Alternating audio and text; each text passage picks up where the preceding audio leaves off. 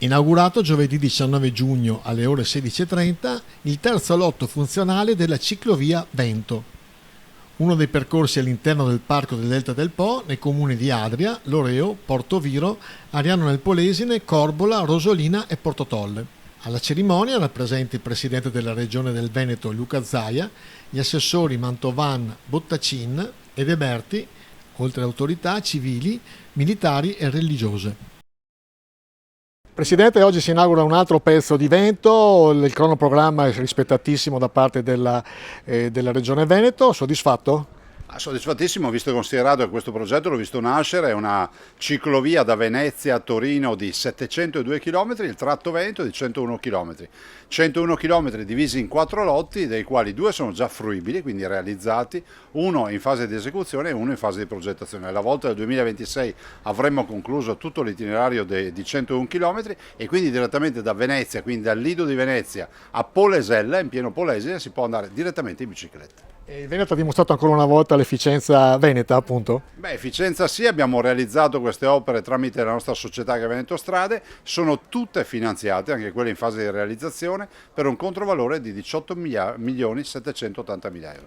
Che sviluppo potrà avere il turismo anche per merito delle ciclovie? Ma guardi, noi in tutti questi anni abbiamo realizzato almeno 1 migliaio di chilometri di ciclovie, questo permette di far visitare il Veneto minore, dia una risposta a qui tantissimi turisti, soprattutto stranieri, ma non solo, che comunque ci chiedono di poter utilizzare la bicicletta per visitare il Veneto. Assessore De Berti, dopo un anno siamo già qua a inaugurare questa... Ragazzi, vai cazzo. Dopo un anno già a inaugurare questa ciclabile, quindi state rispettando un cronoprogramma che qualcuno aveva messo in dubbio, o sbaglio?